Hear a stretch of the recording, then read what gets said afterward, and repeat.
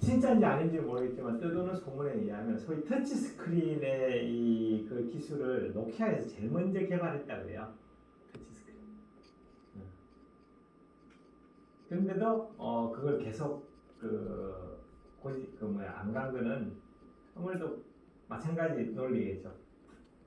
이렇게 바꾸면 기존에 있는 자신이 갖고 있는 많은 이익을 포기하고 새로운 시장을 가야 됩니다. 그래서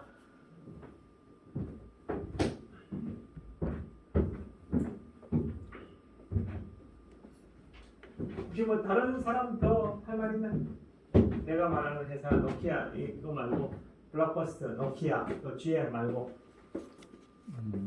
또 뭐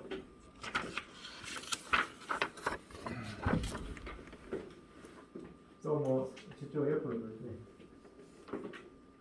옆으로 보세요. 닌텐도 이거는 나중에 그 송지하고 이문용 줘. 닌텐도도 좀 닌텐도도 그런 적이 있었죠. 지금 닌텐도도 그죠? 우리 내가 뭐 다 한다 그러는 것은 거짓말이라서 닌텐도 지금 좀 어려울 거예요, 그죠? 아무래도 이제 어려워 많이 어려워. 콘솔 게임들이 많이 이렇게 사라지니까 그러니까 뭐 그래도 이제 우리 닌텐도는 아마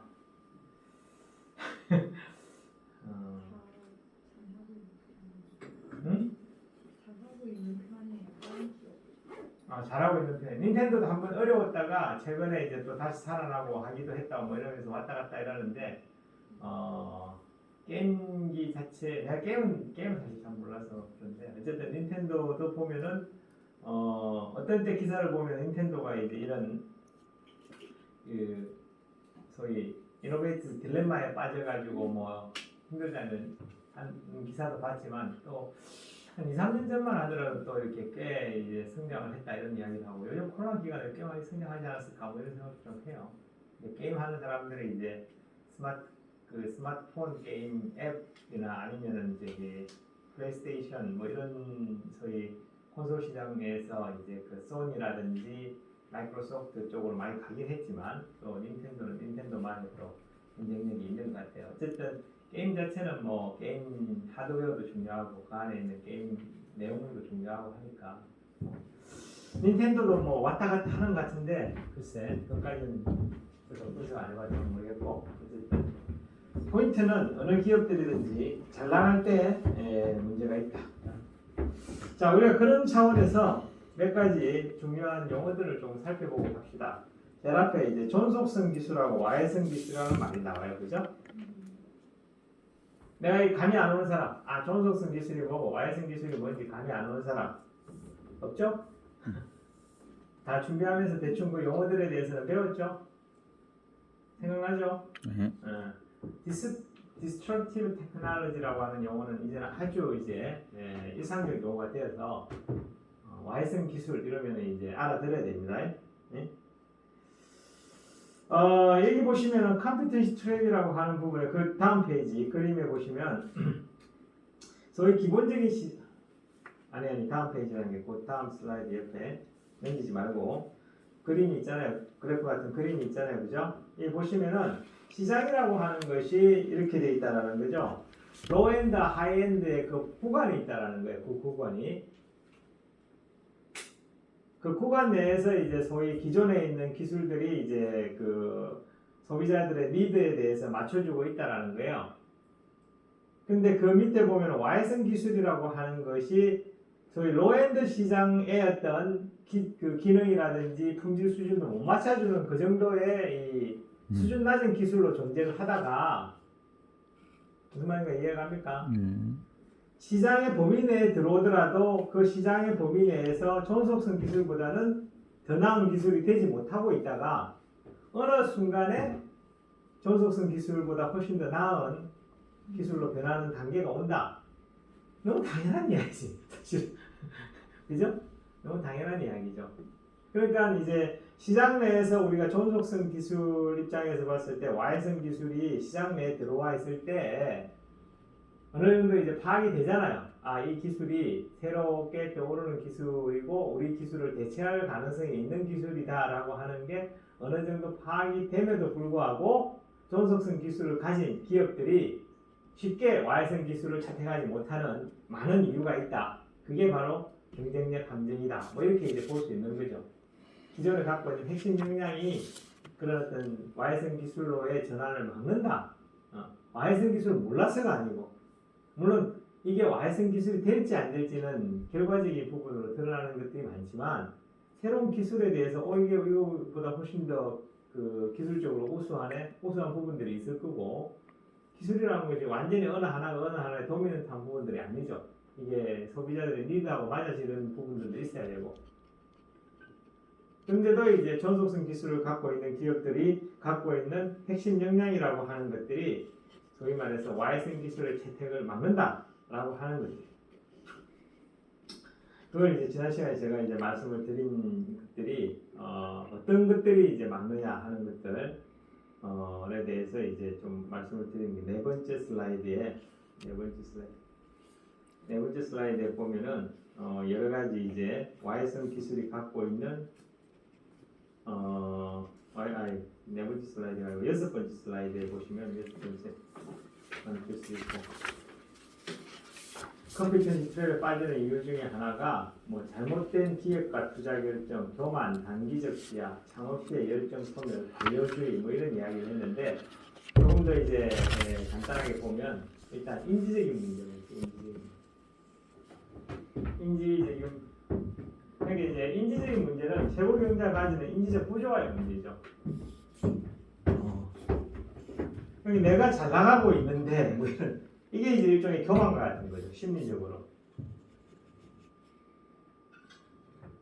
또 성공을 해본 사람들은 자신의 성공에 대해서 상당히 자신이 성공한 방식에 대해서 상당히 고수하려고 하는 심리적인 게 있죠. 그리고 이제 그걸 갖다 바꾸는 거에 대해서 변화에 대해서 상당히 두려워해요. 그러면서 자기가 갖고 있는 생각을 계속 정당화시키면서 공고히 하려고 하는 문제들이 있어요. 그러니까 이게 개인적인 어떤 이 권력이 클수록 이런 문제들이 생기죠. 그래서 그걸 이제 외부의 어떤 의견들을 듣거나 아니면 이제 집단적 의사결정을 통해서 많이 해결을 하려고 해요. 근데 그 조직의 구조가 소위 가버넌스가 그렇게 민주적인 상황이 아니다 그러면은 한 사람이 해왔던 그 방식대로 조직이 이제 가는 거죠. 나라도 마찬가지. 그러니까 보스가 중요해요. 더 이상 이야기했다가 열받아가 안 될 것 같고 끝나고. 인지적인 문제가 있고 또 하나는 이제 정치적인 문제가 있죠. 소위 말해서 새로운 기술을 새로운 제품을 만들려면 기존의 기업이 갖고 있는 기술 조직으로는 안 되죠. 대부분 안 돼요. 그럼 어떻게 새롭게 만들어야 돼요. 조직을 사업부를 새롭게 만들어야 돼요. 그리고 사람을 새로 뽑아야 돼요. 그 기술을 갖고 있는. 그래야지 될 거 아니에요. 그러면은 이제 신사업부가 만들어지고 새로운 기술을 가진 사람이 고용이 되고 거기다가 기존의 기업의 자원을 투입을 해야 돼요. 기업이 이제 자원이 많으면은 사실 그런 문제도 없지만은 기존에 여러분들 그 사업 포트폴리오라는 말 들어봤죠?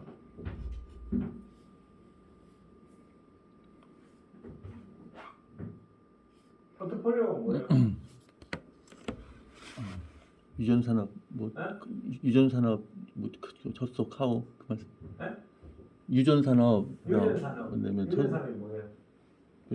그 시장 점유율하고 성장률하고 저기 매트리스 캐시카우를 유전 산업이라고 불러요? 아니요. 맨 처음에는 유전 산업인 위기가 굉장히 높은 산업이고 될지 안 될지 모르는 확률이 높지 않은 그런 산업이고 근데 이것이 발전되면 캐시카우가 되는 거예요.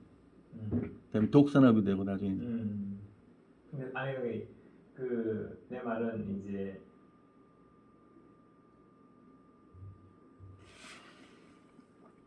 성장성하고 경쟁력을 봤을 때 유전 산업이라고 불리는 게 뭐 성장성 경쟁력은 높은데 성장성은 낮은 뭐 이런 게 유전 산업이라고 불러요? 예. 그렇게 캐시카우를 안 하고? 캐시카우는 이제 성장률은 낮고 그다음에 그럼 스타를 유전 산업이라고 불러요?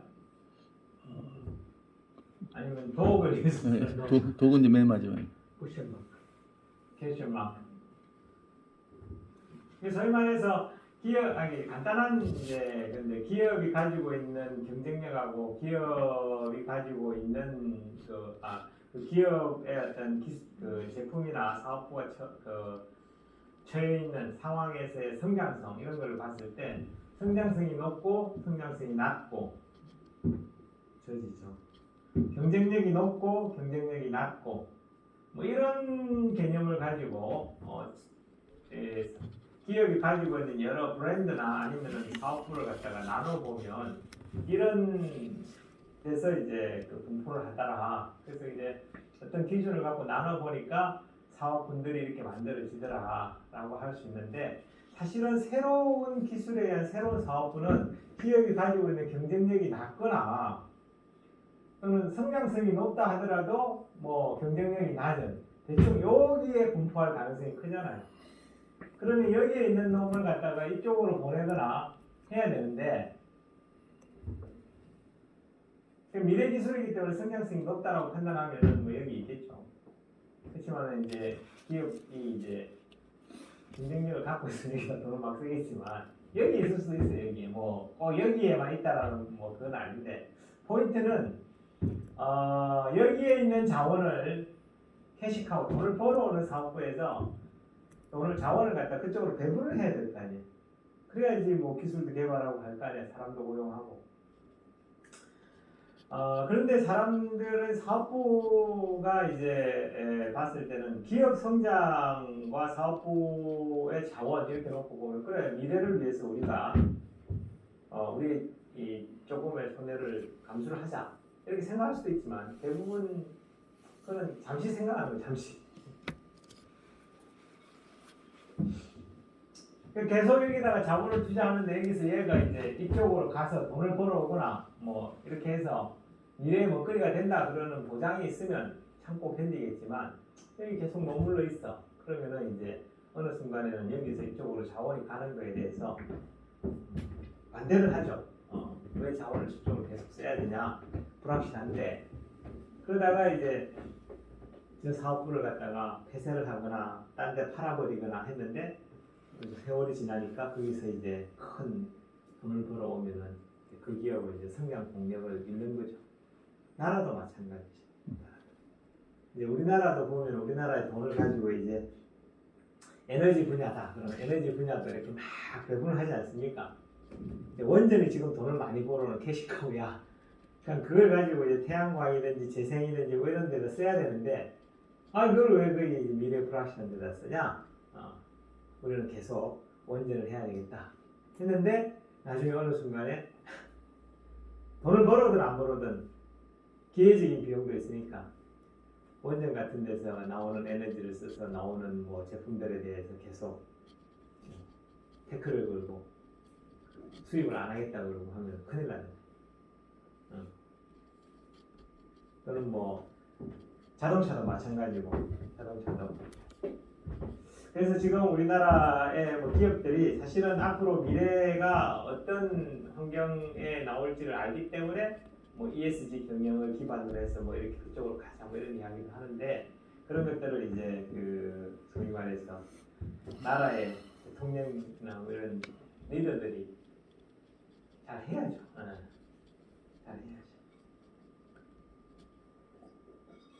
그러니까 다양한 사업 포트폴리오 상에서 정치적인 갈등 문제가 생겨요. 생길 수밖에 없잖아요. 뭐 어느 조직이나. 그럼 누가 이기냐? 누가 이기겠어?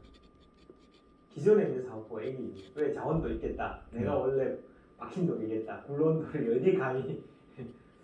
그러면 이제 이사회 같은 데서 저 사업부 없앱시다 이러면 사장이 괴롭다. 그래서 사장이 뻗대고 개기다가 세월이 지나서 딱 성공하면 이제 그 리더는 훌륭한 리더가 되는 거고 없읍시다 할 때 네 없읍시다 하면 없앴다가 이제 날아가는 거고 이런 거. 그래서 혁신에 있어서의 최고 경영자 또는 상위 경영층의 지원이 중요한 이유가 거기에 있는 거예요. 성공 요인에도 그게 들어가는 거예요. 상상을 해보면 그럴 것 같죠, 그죠? 그래서 우리도 뭔가 새로운 변화를 추구를 하기 위해서 새로운 환경에 들어왔는데 그 환경에 들어온 이후에 뭔가 성과가 눈에 잘 안 보이잖아요. 특히 공부는 하루에도 이틀에도 표시가 잘 안 나잖아. 그러다 보면 공부 때려치울까 뭐 그래가지고 한 학기 지나면서 공부 딱 때려치웠는데 내 옆에 있는 친구는 1년, 2년, 3년, 4년 공부해가지고 한 5년 전부터 하면 우리가 실력이 확 드러나잖아. 그럴 수 있잖아요. 그런 거랑 똑같은 거예요. 그러니까 이런 원리는 개인이나 기업이나 국가나 다 똑같다. 그래서 인지적인 문제와 정치적인 문제 이런 것들이 결합돼가지고 나타나는 것들이 이제 이 정치적 문제 여기서 말하는 이제 관료주의라든지 이런 거고 그런 관료주의를 타파할 수 없는 창업자의 능력 이런 것들이 다 이제 하나의 컴피텐시 트랙이 되는 거고 사실은 이 핵심 역량이라고 하는 거를 핵심 역량이라고 하는 거를 우리가 조금 정치적인 용어로 바꿔놓고 보면 기득권 이렇게 바꿔놓을 수 있어요. 기득권. 이잖아요. 핵심 역량이라고 하는 용어를 기득권으로 딱 바꾸는 게 일치된다고는 말하기는 한자 생각이 좀 다르겠지만 저는 뭐 같다고 봐요.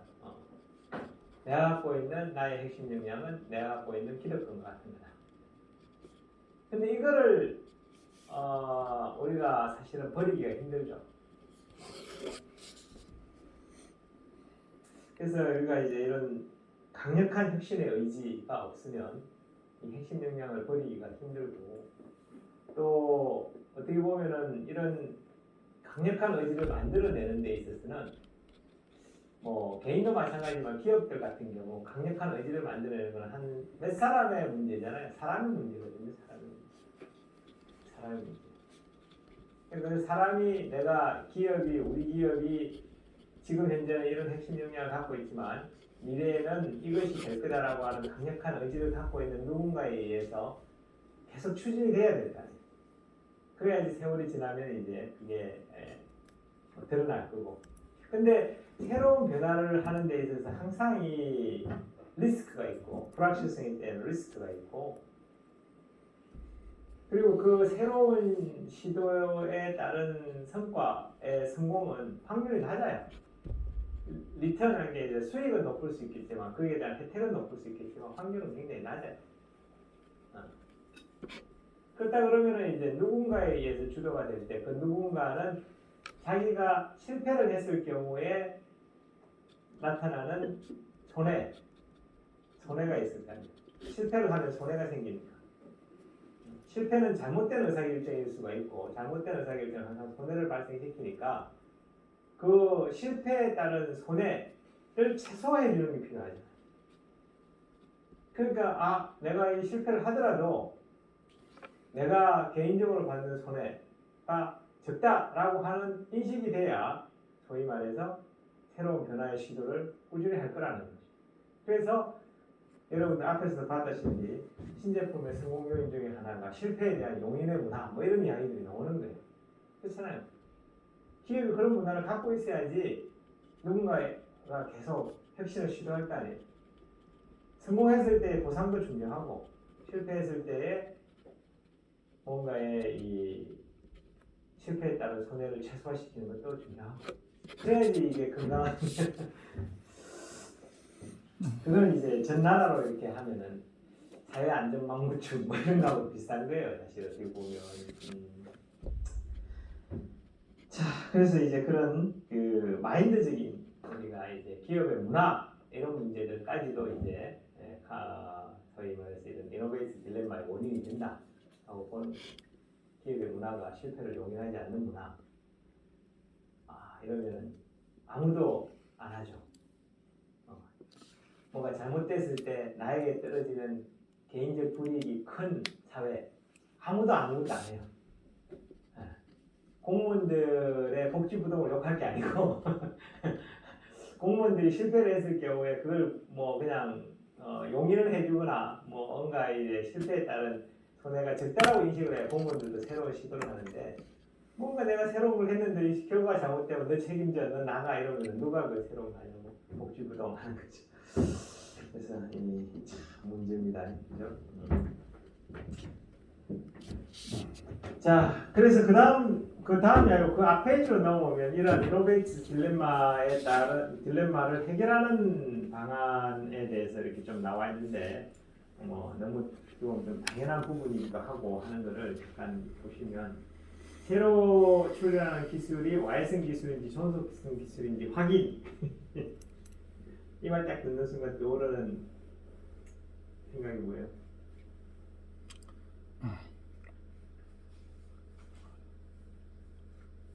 그걸 어떻게 아냐고. 확인할 수가 없고 우리 속담에 네. 손에 쥐어줘도 모른다는 속담이 있어요. 네? 그러니까 이게 어떤 이게 영적인 안목이 떠지 않는 한 절대 못 보고요. 절대 못 보고 그리고 네, 이제 맞죠. 제가 이제 여러분들에게 물은 것도 우리가 지금 하는 의사결정이라고 하는 것은 현재에 이루어지는 의사결정이고 그 의사결정의 결과는 미래에서 나타나는 부분이고 그 사이에 시간적인 갭이 있고 그러면 불확실성이 존재하는 건 당연한 거고 그러면 우리는 미래에서 어떤 일이 생길 건가에 대해서 예측을 하고 현재의 의사결정을 하는 것이 성공의 확률을 높일 수 있다. 이게 우리의 믿음이잖아요. 그래서 깔려있는 믿음이라고. 그러면 미래에 대한 예측을 우리가 어떻게 하면 잘 할 거냐 하는 것들은 결국 미래에 대한 현상은 현재의 원인에 의해서 생겨나는 거고 현재의 원인을 우리가 잘 분석하고 원인과 결과의 이론이나 모델을 우리가 공부를 잘하면 미래에 일어날 일들은 이런 거야 라는 걸 우리가 알잖아요. 뭘 통해서 하냐? 공부를 통해서 합니다. 공부를 통해서. 근데 사실은 우리가 말하는 이 이론이라고 하는 것도 100% 법칙으로 작용이 되는 것이 아니고 확률적으로 작용이 되는 거고 그 확률이 높으면 높을수록 좋겠지만 통계적 확률 95% 유인수 정도는 다 개뿔이는 건 아니고 어쨌든 세상에 그 비어있는 오차에 의한 우연적 요소가 항상 그 시간 안에 개입되어 있잖아요. 그죠? 그럼 그걸 어떻게 하겠어? 그건 신의 영역인데 그건 이제 우리가 제껴두고 우리는 95%의 성공이라는 95%의 예측 확률과 예측이 맞을 확률과 90%라 하더라도 우리가 배운 이론과 모델에 기반해서 미래를 예측하면 미래를 남들보다 훨씬 더 잘 예측하지 않을까라고 하는 믿음이 다 깔려있기 때문에 우리 지금 공부하고 있는 거 아니에요? 그거 없으면 뭐하러 공부하는 물론 이런 식의 공부 방식이 옳다라고 하는 이런 과학적 공부 방식, 원인과 이론의 어떤 이론과 이론들이 결합되어 있는 이 세상을 이해하는 그 방식이 옳다라고 생각하니까 우리 학교 와 있는 거고 그게 아니야. 나는 그거를 벽을 보고 할래. 계룡산 가가지고 이렇게 앉아가 내려와서 전공도사 되면 되는 거고 이런 거예요. 그거는 뭐 우리 방법의 선택의 문제이지만 기본적으로 깔려 있는 거는 현재의 상황을 잘 이해하면 미래를 예측할 수 있을 거라고 우리는 믿고 있는 거죠. 미래는 모르지만 현재를 우리가 잘 분석하면 이런 원인들이 있으니까 미래는 이렇게 생겨날 거다라는 걸 우리는 그 법칙에 따라서 알고 있잖아요. 가설 수준에서 뭐 알던 얘기죠. 그거 우리 공부하는 거예요. 그러니까 존속성 기술이냐 Y선 기술이냐 이런 것들 갖다 우리가 알 수는 없다라고 하지만은 어떤 특성이 존속성 기술이고 어떤 특성이 Y선 기술인지에 대해서 공부를 하고 Y선 기술이라고 하는 것들이라고 생각되어지는 몇 가지 단초들이 생기면 그것이 진짜 Y선 기술로 발전할 것인가에 대한 미래적 예측을 우리 나름대로 해안을 갖고 하면 되는 거예요. 소비자들의 니드를 보고 이 니드가 이 기술을 하고 얼마만큼 근접하고 그 기술이 제공하는 여러 가지 이제 기능들이라든지 품질의 수준이 과연 언제쯤이면 우리의 전속성 기술을 뛰어넘을 것 같고 뭐 이런 것들을 뭐 자꾸 우리 나름대로 판단하는 거예요. 맞을 수도 있고 아닐 수도 있지만 근데 이제 우리는 맞을 가능성이 높다라고 생각하고 하는 거예요. 그러니까 1번 같은 경우가 참 확인이 어렵다라고 하지만 이제 그걸 하자고 우리 공부하는 거죠. 그 다음에 이제 우리가 이제 Y선 기술인 경우 그 전략적 의미로 확인하고 이런 거는 뭐 거의 같은 이야기고요. 초기 시장이 어떻게 형성될 건지 Y의 가능성이 있다고 판단되는 시점 이런 거 등등등등 가장 중요한 것은 경영적 판단. 장난 아니에요. 그쵸? 그래서 경영자가 돈 많이 돈을 많이 받는 이유가 여기 있다고 이렇게 이야기하는 거예요. 그것보다 더 중요한 것 중에 하나가 요즘 이제 전략에서 이제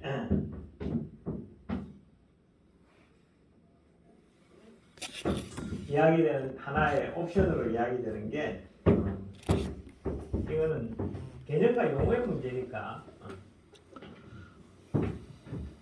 그러니까 우리가 이제 와이슨 기술이 나타났네? 소비자의 니드가 변했네? 그러니까 혁신을 해야 되겠네? 하고 혁신을 준비해야 되겠네? 하고 준비하고 뭐 이런 과정을 하지 않고 이야기를 지금 하고 있는 거잖아요. 그죠? 그러니까 소위 말해서 어떤 사건이 생기면 그 사건에 맞춰가는 전략이 있다라고 이제 개념적으로 이야기를 해요. 이벤트에 베이싱하는 거다. 그러지 말고 야 그냥 일정한 주기에 따라서 혁신을 해라. 일정한 주기에 따라서 혁신해라. 내가 보니까 회사 다니다 보니까 내일 모레가 내가 승진도 좀 해야 될 것 같은데 승진을 하려니까 석사가 필요하네. 석사 들어오고 이러지 말고 내가 좀 한 1년 공부 좀 해보니까 이제는 석사학위도 받아야 되겠네. 석사학위 받고 한 3년 공부하다 보니까 난 박사를 받아야겠네. 박사 받고 뭐 이런 식으로 시간에 따른 시간의 페이스에 맞추어서 뭔가 혁신적인 전략들을 꾸준히 추구해라고 해라. 뭐 이런 이야기를 하는 거죠. 기업들이. 그러니까 무슨 말이냐? 내가 제품을 가지고 마케팅을 하다가 그 제품이 시장에서 경쟁력이 떨어지고 새로운 경쟁자가 생기고 새로운 기술이 생기면 이 혁신을 해야 되겠다고 하고 사업부를 만들고 혁신을 하고 뭐 이렇게 하다 보면 잘 안 되기도 하고 늦기도 하고 더 큰 문제는 이제 이노베이트 딜레마에 빠지기 때문에 그렇게 이제 이벤트 자체도 잘 이해도 못하고 뭐 이렇게 될 수도 있는데 그러지 말고 그냥 주기적으로 뭐 3년에 하나 신제품을 내놓는다 뭐 이런 식으로 가라 이런 이야기예요. 실제로 이런 기업들이 있고 3M 같은 경우는 이제 그렇게 한다 그러죠. 그래서 한때 이 기업들이 우리는 3년 또는 5년 주기로 기존에 있는 기업들의 50%를 바꾸니 뭐 30%를 바꾸니 뭐 이런 전략적인 목표를 세워놓고 꾸준히 이제 신제품을 개발을 하고 기존에 잘 나가는 기업들도 우리 소위 자발적 자기 상실, 계획적 진보화라는 어떤 용어로 전략들을 추구하기 시작했습니다.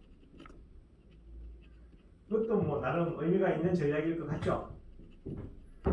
뭐 어떤 게 좋을지는 각자는 제일 중요한 거는 최고 경제의 판단 이렇게 되어 있는 것처럼 그러니까 이것도 조합이 필요한 거예요, 그죠? 이벤트가 중요할 때는 이벤트로 또 어떤 부분에 대해서는 타이밍이 필요할 때는 타이밍. 그러니까 이런 개념을 갖고 이제 접근하는 거죠. 그래서 여기 보면은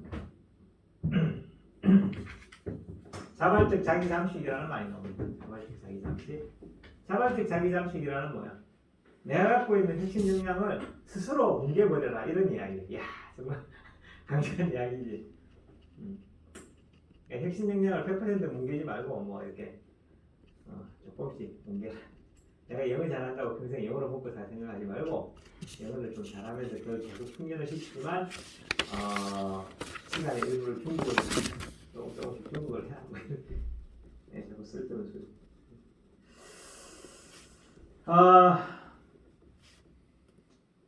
또 하나가 이제 그 제품 진보화라고 하는 그러니까 이제 계획적 진보화라고 해요. 계획적 진보화. 사실 이거는 요즘 기업들이 사실은 혁신의 목적이라기보다는 새로운 시장 수요를 계속적으로 창출시키기 위해서 만들어내는 또 어떻게 보면 그런 측면들이 좀 있어요. 그러다 보니 이런 계획적 진보화에 대해서는 상당히 비판적인 이야기를 많이 듣기도 하죠. 이 부분 제품 진보화 전략이라고 하는 게 계획적 진보화라고 보는 거죠.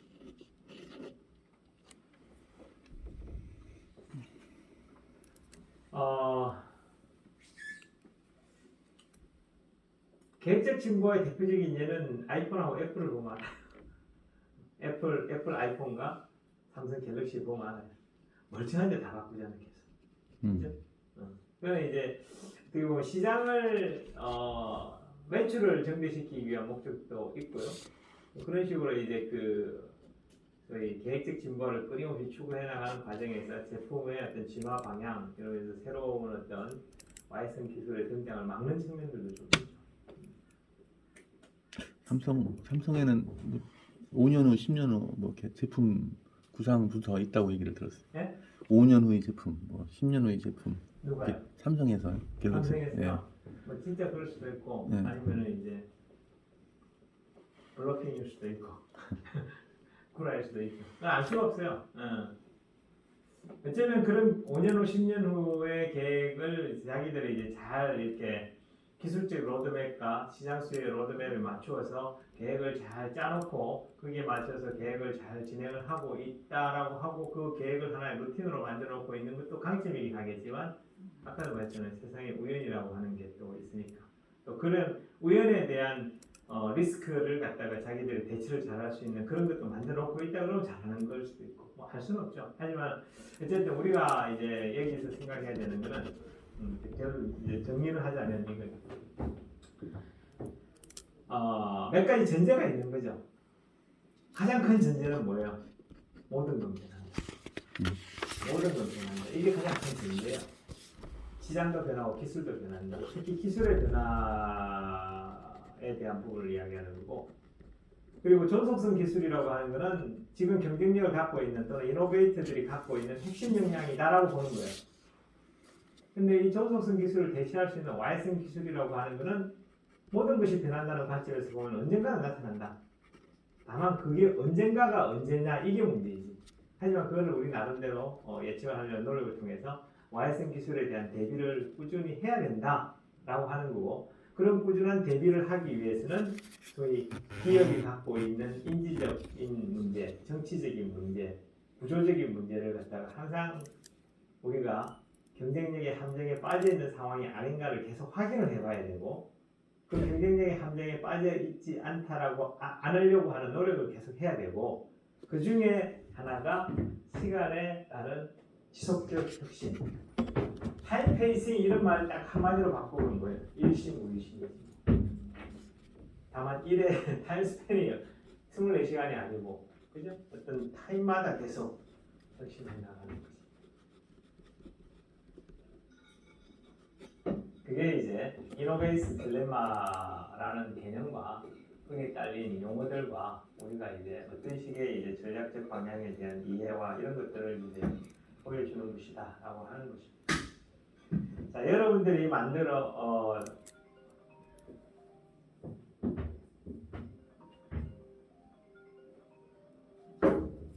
저도 웨비나를 들어주지 않아서 뭐 이렇게 나갔다. 역시 이제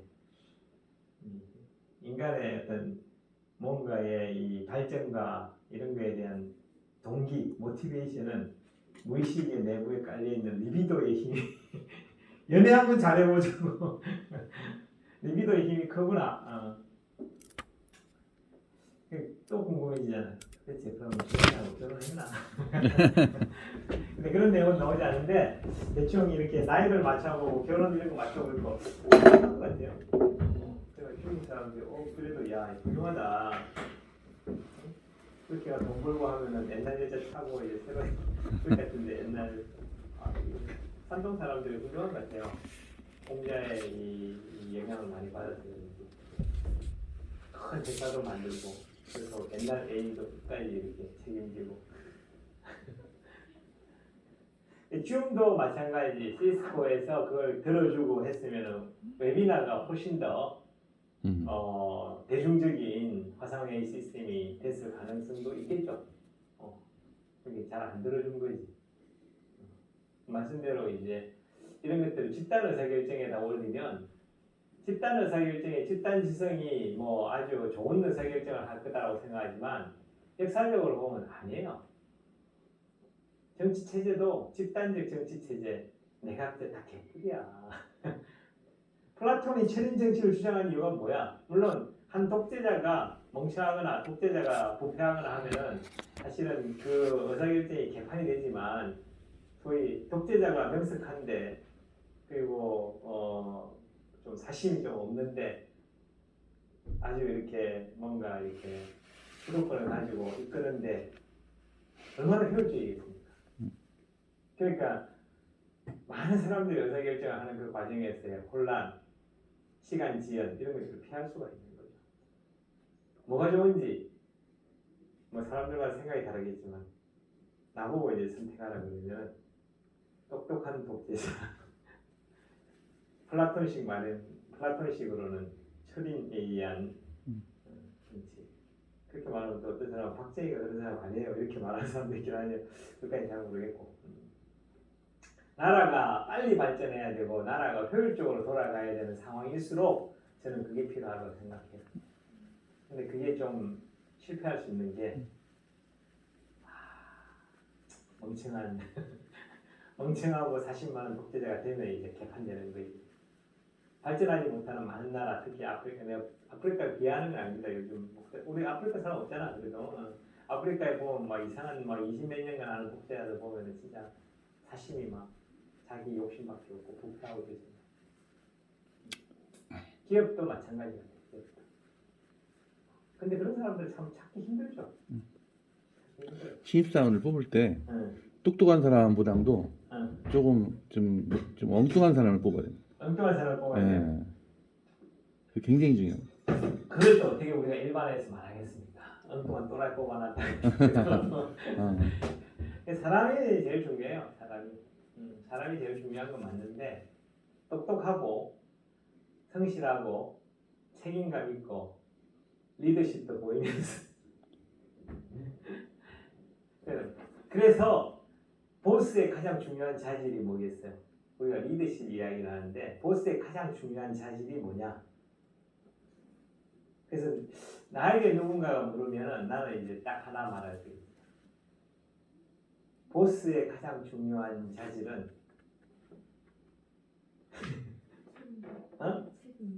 책임감. 그 책임감도 있지. 또 열린 마음이죠. 열린 마음. 또 여러 개가 있을 텐데 하나가 뭐가 있을까? 리더십 능력. 리더십이요. 리더십. 그러니까 그 리더십을 결정지을 수 있는 자질. 보스로서의 어떻게 리더로서의 자질. 컨피던스, 자신감. 컨피던스. 그런 것도 있죠. 글쎄 제보고 이제 물으면은 리더의 가장 중요한 자질이 뭐냐? 사람을 잘 알아보는 능력이지. 근데 이런 말을 좀 웃기긴 해. 어떻게 그걸 잘 알아보는 관상으로 고객을 유지하는 사람도 있긴 한데 사람을 잘 알아보는 능력. 어떻게 보면 사람의 능력을 알아보는 능력. 그게 이제 가장 중요한 능력이 아닐까라고 생각을 해요. 어렵죠. 근데 역사상 보면 왕으로요. 훌륭한 사람을 옆에다 둬야지 될 거 아니에요. 근데 알 수가 없어. 사람은 겉으로 보고 알 수도 없고, 뭐 인물을 보고 알 수도 없고, 그렇다고 뭐 조금 겪어보기도 하지만 조금 겪어봐가 안 다른 사람들 이야기 풍문을 들어봐도 몰라. 이미지도 아니야. 그러니까 이제 우리 이 관심법 있으면 최고지. 사람의 능력을 알아보는 능력을 갖추기 위해서는 결국은 사람을 잘 이해해야 돼. 저 사람의 얼굴을 보고 표정을 봐도 저 사람 관상도 하나의 방법이고 그 사람의 말을 통해서 알아보는 것도 방법이고 그 사람의 행동에 의심이 관찰할 수 있는 것도 방법이고 여러 방법이 있는데 오랫동안 보면 이 사람이 훌륭한지 안 한지 알지. 근데 우리는 오랫동안 볼 수가 없으니까 잠깐 보고 판단을 해야 되니까. 그런 사람의 능력을 알아보는 능력으로서의 능력을 우리가 어떻게 갖출 수 있을까? 다양한 사람들을 알 수 있어요. 뭐 저도 많이 그렇지 실패를 많이 합니다. 괜찮다고 생각하고 막 잘해주는 나중에 뒤통수 맞고 막 배반 당하고 어떻게 하겠어요? 또 사람들에게 그런 말하면 옆에 있는 사람은 니는 뒤통수 친 적 없네. 그래? 생각해봐야 돼요. 이야기가 조금 길어지긴 했는데 어쨌든 여기서 이노베이터스 딜레마를 마무리하고 이제 다음 이제 개방형 핵심으로 넘어가도록 하겠습니다. 10분 쉬겠습니다. 준비해가지고 통지력이 오늘 발표하는 건데 못하고 오후가 발표하나? 네. 우리가 진도가 조금 늦어지고 있는데 저는 그냥 그렇게 이해하시고 개방형 핵심에 대해서 이야기 좀 듣고 똑같이 이렇게 정리를 좀 하도록 하겠습니다. 그리고 여러분들 개방형 혁신에 대한 사례 이런 걸 보낸 걸 제가 읽긴 했는데 두 가지를 지적하고 싶어요. 좀 내용을 많이 쓸 것. 좀 왜 이게 실패고 왜 성공인지에 대해서 좀 이렇게 생각을 하고 그 내용을 좀 적어야지. 그냥 실패 이렇게 가지고 성공 이렇게 가지고는 안 돼. 무슨 말인지 알겠어요? 또 특히 외국인 학생들 오타 어깨 좀 보여요. 오타. 그러니까 이제 이게 내가 잘못 알고 있는 단어로 계속 반복해서 오타를 내는 경우도 있고요. 사례를 갖다가 여이 써야 되는데 어이 써가지고 사례 계속 오는 사람들도 있고 그렇지 않고 진짜 실수해가지고 오타를 만들어 오는 경우가 있는데 항상 자기가 읽어보고 편집도 좀 하고 이게 뭐 깨끗하게 이렇게 선생님에게 좀 좋은 인상, 레포트에 좋은 인상을 주기 위해서 좀 만들어